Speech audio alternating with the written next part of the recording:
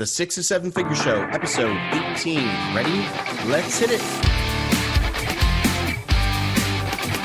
Broadcasting from the Valley of the Sun outside Phoenix, Arizona. This is the 6 to 7 Figure Show. Tired of working so hard and having no time? Take your six-figure practice and turn it to a thriving seven-figure enterprise. And now, your host, author, speaker, mentor, and strategist, Frank Bria. All right, everyone, welcome to the 6 to 7 Figure Show. I'm your host, Frank Bria, and I am really pleased today to be joined by Andrew Sparks, a good friend and an absolute inspiration from a story perspective and from what he's doing today. For those of you who don't know, Andrew's the founder of FitGro and a complete mindset expert. The way he got there, of course, is part of the story, and we'll get into that a little bit today. But basically, you look at overcoming about a decade of drug and alcohol addiction, but Andrew basically took that, went down the psychology path to get his life together the way he wanted, and since then, he's basically helping people collapse time so that they don't lose that valuable time that we all basically have left to create what it is we want to do in this world, what our dreams are. So, Andrew, thanks so much for being with us. Really appreciate it. Great to be here with you, Frank. Yeah. So for those people who, talk about FitGro. What is it that you're doing? Who are you working with right now? Yeah, so basically FitGro is a company where we go in and we help gyms, studios, and boot camps, so group fitness facilities, get more members and really scale their businesses. So the first step, obviously, getting the foundation in place to make sure that they can have a consistent and predictable business, and then from there help them scale up to high profit margin per location and then branch out into other locations if they like. Really, I guess, develop the leader behind the business as well, because you know as well as I do, you'll only grow to the level of your identity. So there's a ton of mindset work that goes in to get people to really stretch people to become the best versions of themselves.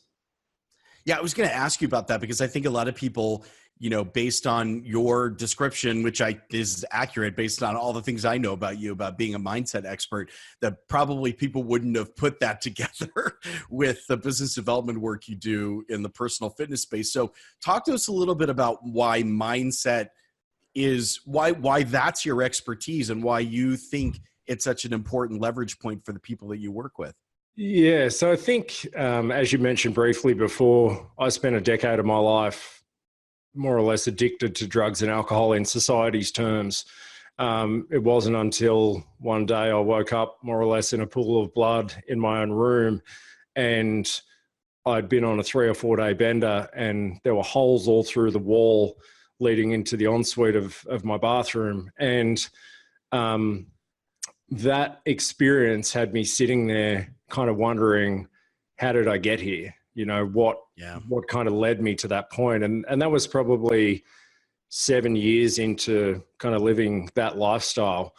And after I guess from that point, I needed to make some different decisions. And there were kind of plenty of other things along the way that were red flags, but the behavior that I was kind of taking part in was normal. Like the world that I lived in, the things that I was doing, it was normal. It wasn't like people were like, you fucking crazy. Like what I was doing with the people that I was spending time with was pretty normal.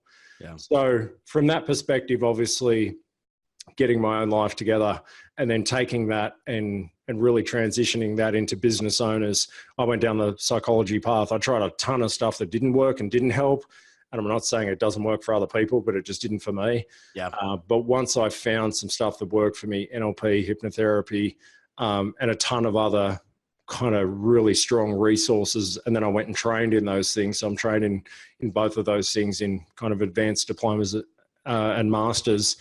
And that's what we apply to business owners, and like I said before, if you don't really understand that mindset plays a part in your success, then you'll top out. And I guess we should be topping out as we're growing anyway and pushing up, because that's when we're really pushing on the level of what we believe is possible for us. But for me, I want to expand that for everyone we work with. Yeah. I mean, an amazing journey and story, that, even if folks haven't been through that personally, it sounds like you're pulling out the parallels for people in their own lives and whatever that pushing through or making changes looks like. What are some of the things that you are finding for the clients that you're working with that's holding them back the most from pushing through that journey themselves? What's keeping them stuck? It's a great question. I think initially on the low level, I think people don't understand what it takes to be able to change. And whether it's like, in my industry, if somebody has a gym, let's say they're doing 150 grand a year and they want to get to, or a better example, let's say someone's doing 50 grand a year and they're doing $1,000 a week and, it's kind of working for them, but they're making no money and they're going to have to do that for the rest of their life. There's no scale in it. Right. Then getting them to 100 grand a year is a completely different level of commitment and beyond that, right? 100 grand, 300 grand, 500 grand, 5 million. It's a completely different level of commitment. So I think first of all, people really need to understand that change is hard, and it's hard work. It's hard to break free of the people you've been spending time with, the situations that you find yourself going to when you want to become comfortable. These sorts of things are very difficult. So I think that first of all, it's like breaking somebody and saying, I was literally, on a sales call here a couple of hours ago with someone and, I got to the close, it was a good fit, got to the close and he's like, I'm in but I had to frame it and say, look, this is not going to be easy. Like there's going to be times that are going to be hard. You should, like, if you do this right, you should second guess yourself. You will second guess yourself. You'll wonder if you have what it takes, but at some point you'll pop out the other side and you'll be at a completely different level in revenue, in potential, in your ability to help your customers and everything else. He did go ahead, but like I just found, in our business, unless I framed that for people would just really sit there and just go, okay, like I'm a silver bullet or a magic pill. And, most people out there watching this are going to understand that there's no secret to success. There's no, like, do the freaking work. That's a secret.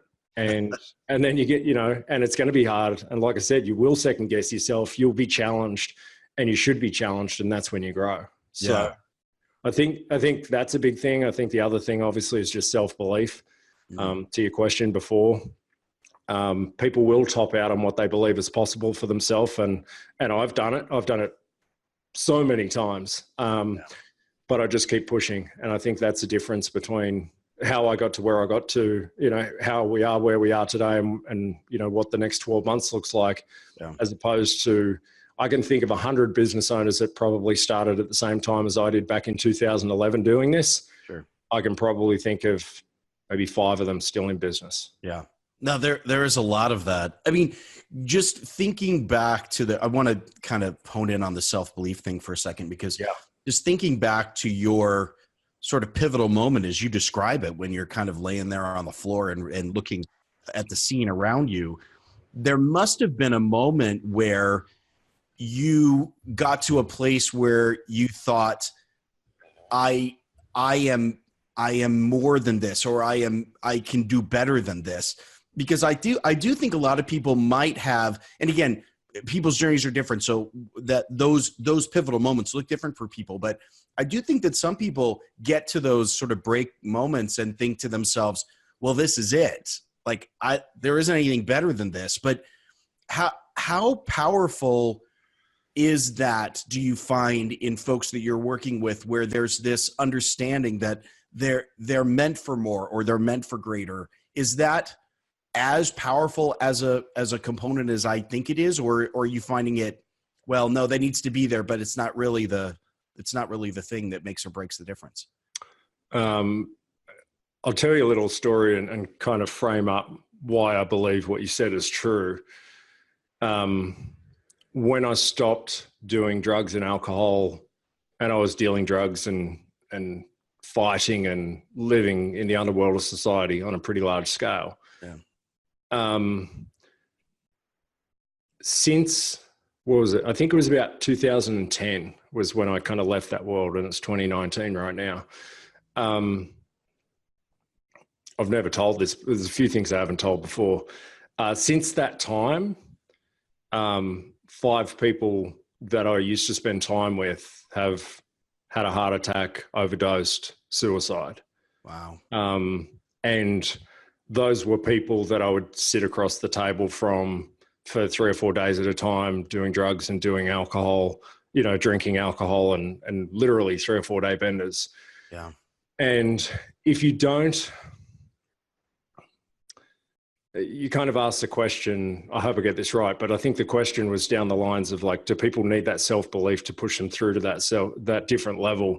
I think the reason that I got out, the reason that I was able to make the change, like, I don't know one other person that changed their life from, like, this is a decade later.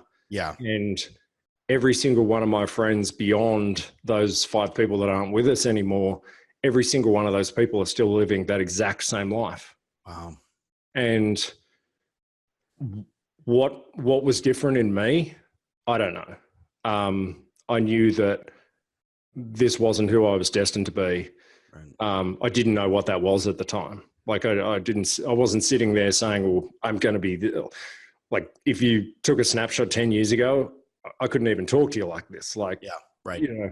I was a completely different human being. Sure. And so I think there has to be the desire to change. There has to be that desire and that want.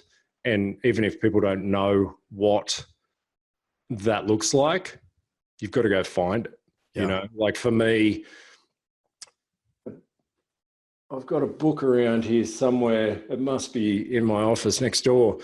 But I walked into a secondhand bookstore with a girl that I was seeing at the time. She pointed out a book. It was a book, Unlimited Power from Tony Robbins. Yeah. It was $4.95 or something. I've still got the book. And she was like, because I was seeing psychologists and stuff like that at the time. And she kind of knew that I really kind of took a liking to the psychology thing. And she was like, oh, just kind of pointed at it and walked away. And that was really pivotal. And I did laps of the bookstore, and I was like, oh, I really want that. But I wasn't the type of person that bought that sort of shit.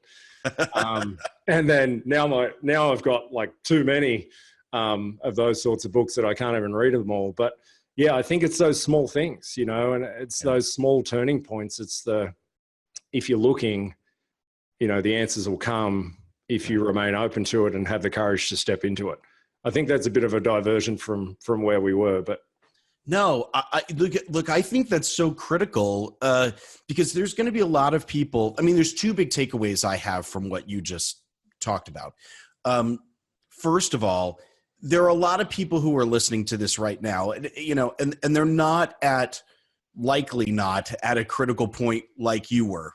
I think the critical point of your transformation is significantly more serious and severe than most people who are listening to this. So otherwise, they probably are not listening to a podcast at this point. But the point is that the transformation you undertook is so dramatic. I mean, I think you described it really well, which is like, look, from where you were to where you are today, where you're essentially, leading a large company. You are you are a personal development force of your own, right? When you reflect back to picking up the Tony Robbins book, totally. that transformation is a lesson, I think, in anyone to basically say, and I've heard you talk about this in great detail before, that the hard work matters, that you put in the work, and that if you're willing to do the work, that the change is there.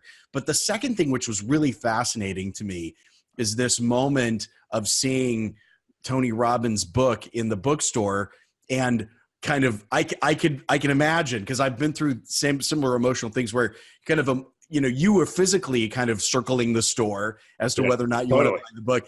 That many of us emotionally are circling the store essentially when there's a small thing, and you think about it, like the effort it would take to buy a $5 book is nothing, right? Totally. but it has such a meaningful impact as to making us taking a step in a direction that we second guess it, or is this really, really want to go? And that's my takeaway. My second takeaway is that oftentimes the transformations are in fact these small commitments, which feel big, but in reality are really about us just making a decision. Yeah. And one decision is going to lead to the next. Right. You know, like there's a Y junction or a T junction every day.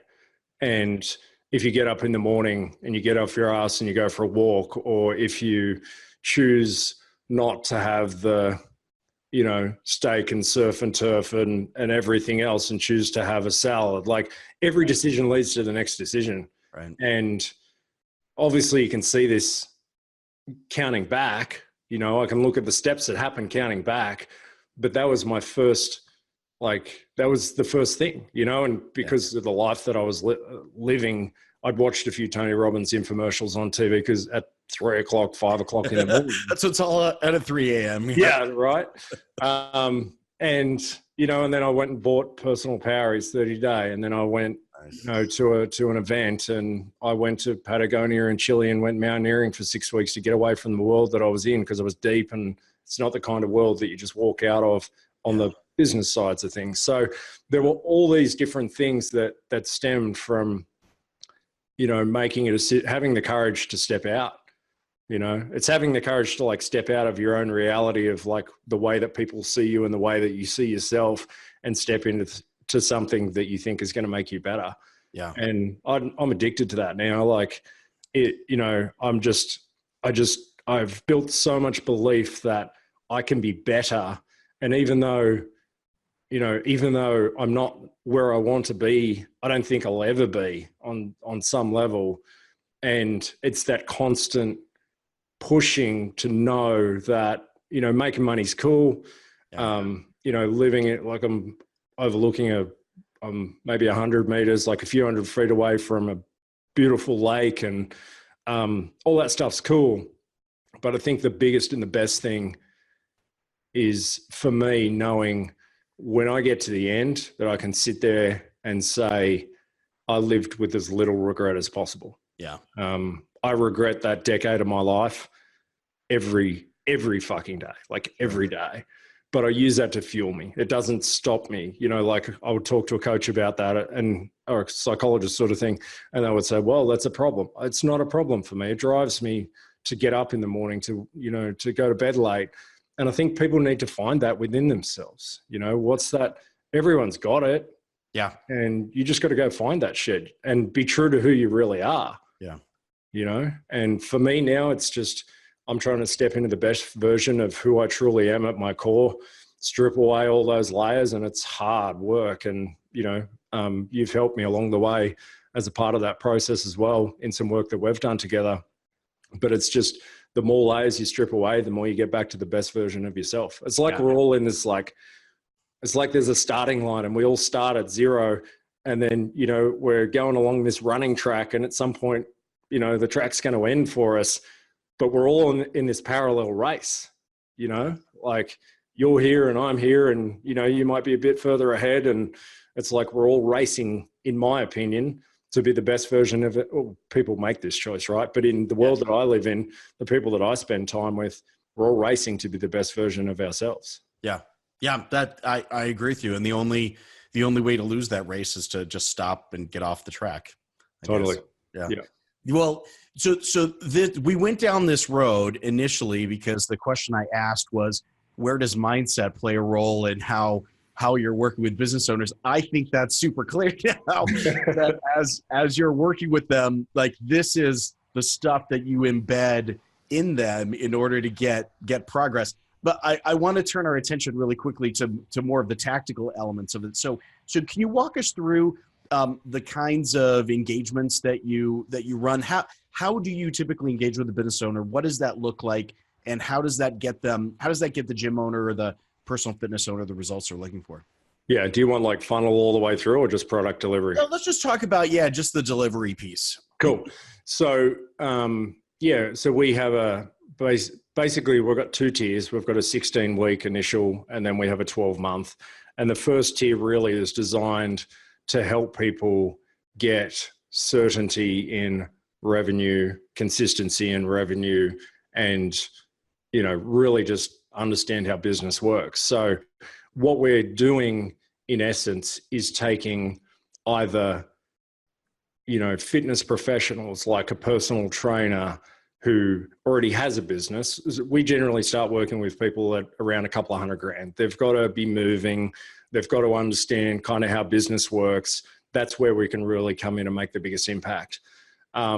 So it's taking somebody who's kind of at that level and then teaching them really how to kind of perfect each part of that system, or, even implement each part of that system to be able to generate the leads they need, convert them into new customers, retain them as members, increase the amount of money that each member pays, maximize the facility, which all in turn really maximize the profit, build a team, like systems, processes, leadership. And all that's not in the first 16 weeks, but the first 16 weeks is really just designed to help get consistency of revenue, because most businesses don't do that, whether it's fitness or, plumbers or, anything. Like 80% of small businesses are dead in 5 years. And I'm sure the numbers are just going to get worse on that with the way that the world's going. There's so much access to information.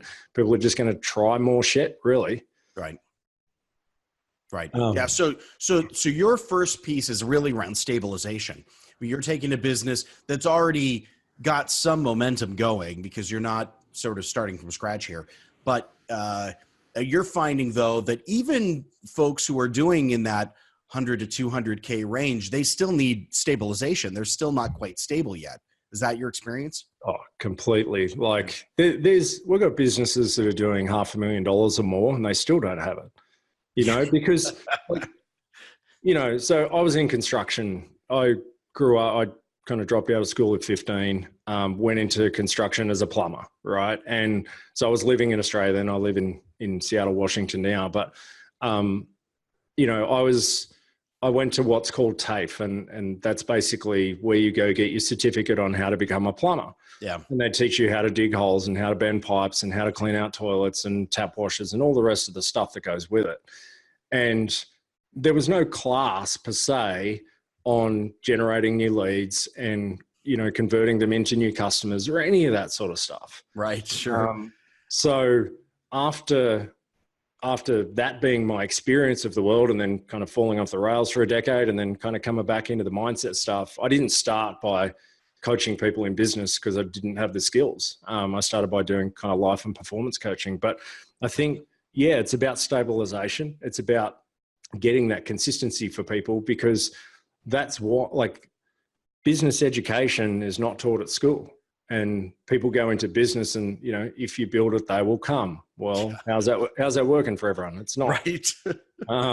So it's, people need to learn these skills, and it's not their fault. It's not their fault that no one taught them. It's not their, I think it's partially, I think it's extremely important in my journey that I've been ignorant enough to be able to, that's how I got to where I am. Yeah. If I had to think about all the shit that I've been through to be able to get to where I am, and every entrepreneur could tell this story if they're doing 7 figures, or even less than that. But, I just feel like there's so much that needs to be learned. Sometimes ignorance is bliss, Yeah. But once people learn those skills and develop those skills, anyone can have a successful business. It's creating the curiosity. I mean, you have the curiosity to dig in now and find this stuff out, where if someone came in with maybe a little less of a painful experience or less of a painful journey, they might think, well, I've got this figured out, or asking or digging in is a sign of weakness, and I'm just not interested in doing that. Totally. And quick story, I'm part of the Arete Syndicate, which is run by Andy Frisella and Ed Milet. And those guys, basically it's a group of entrepreneurs, very high level entrepreneurs, 7, 8, 9 figure entrepreneurs. And I was at an event with them in St. Louis last week. And after the event, Andy runs a supplement company. It's a 9 figure, they do a couple $100 million a year. And I went in and I toured kind of around their facility, the warehouse, and where they, shipping and all that sort of stuff, and looked at it all. And then Andy came in maybe an hour later, just kind of coming through. I wasn't supposed to meet him there, but he just came through, and he was like, "Hey, how do you like the place?" And I was kind of looking around, and I said, "It's good, but it's like," I said, "it's not that special." And and he knew how I meant that. Yeah. And he was about 6 feet away, and he came right here. He's like, "You're right. It's not." He said, "It's not that fucking hard. People just make it hard." Yeah. And he's like, he stands on, he talks on stage a lot. And he said, people ask me questions from stage and I tell them the answer. And and then they kind of look at me like, "Yeah, but what's the truth?" Like, it's like, "I just fucking told you, like, this is the truth." Like, so I think in our heads, we make shit way too complex than what it needs to be. And I think we're all guilty of that. And I've just noticed over the past, couple of weeks for me, just since that conversation, it's occupied my head. Where are we making things too complex? Where can we strip things back? And I think businesses need to do that as well to be able to go to the next level. Like, as humans, we want to, especially if you're having problems, you think, we've got to do more. Often you don't. Often it's the opposite of that. No. Simplify to grow, basically, is the... Yeah, which is what you're great at, obviously, right? But I think there's a lot to learn from that, for sure. Sure, absolutely. So one last question then about the program that you run. What are some of the things that you've done in the program to build in for growth? So I think a lot of people who are in similar spaces find that they're not able to handle more than a couple of clients because of the intensity of helping people through the actual stages of marketing growth. What are some of the things that you've done or built in that allows you to help as many clients as you do? Yeah, I think obviously it's having great people that can come and service. So we run a group model where we do have some one-on-one attention for the people that need it, but then it's just building in ways that you can scale. And if you think about it, like in a fitness class, if you're training one-on-one with a trainer, you're going to go to a certain level. If you're training with 10 people and everyone's there sweating together, you're going to up your game and you're going to sweat a bit harder. And you look at the person next to you and go, "Hey, if that guy's doing that, then I can go harder than him." So it really is putting people in that environment where they can be under pressure. They can look at other people that are doing well and say, well, if that person can do it, I can do it. Yeah. And I think that group delivery model allows us to turn the screws on people and create more pressure and say, "Come on, let's go." Like, this is where this person started. They're now here. The only reason they got to here is through more exertion or kind of simplifying things to create more efficiencies in what they're doing. So I think that it's having great people to come in to be able to deliver that as well.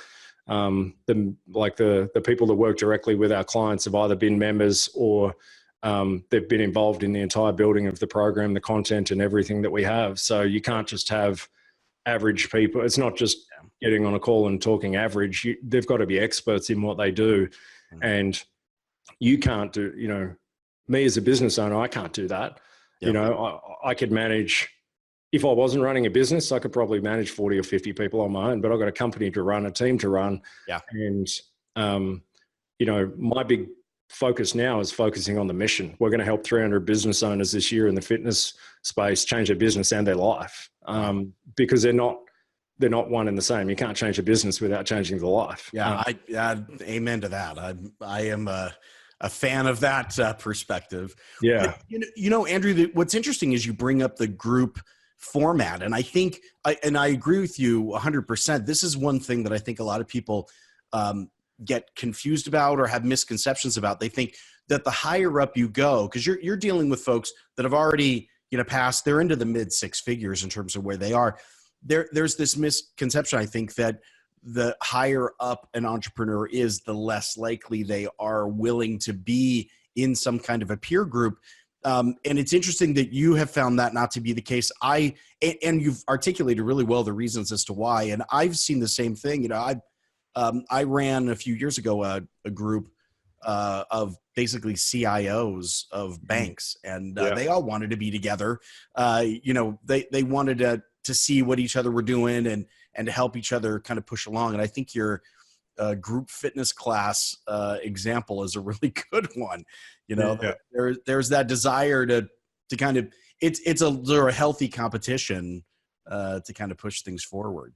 Yeah, some people step into that, and some people don't like that. Some people just want to go and hide on their own. And I think what we have is, we do have a few multiple 7-figure business owners now who are kind of topping out, and what they really need is not what we're providing at the moment. They need expert attention on optimizing X area, customer serve, whatever. Like they need one-on-one attention. And at the moment we don't provide that. So unfortunately you kind of grow people to a point that they no longer need you. Yeah. And you have to say, like, even though we develop pretty close relationships with our members because of some of the shit that we have to go through together, to grow them into who they need to be. But at some point it is time for them to get off and kind of go and do other things. But I think if you build a good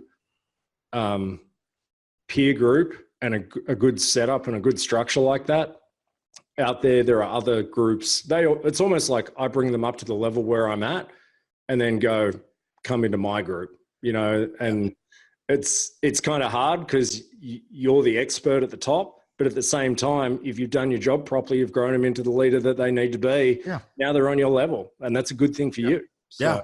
Well, and it means what you do well, and you do what you do well, and you don't try to do something that you're not. I mean, this I do think is a mistake that a lot of entrepreneurs make, is rather than focusing on what they do well and understanding that and getting it down so that it's a perfect process that they can run over and over again, they feel like they need to be all things to all people, because otherwise they're leaving money on the table, this concept. And I just find that to be not true, generally speaking, is that it's much better to find a process, to execute the process in excellence, to own the excellence of that process and to just do it really, really, really well over and over again. Yeah, absolutely.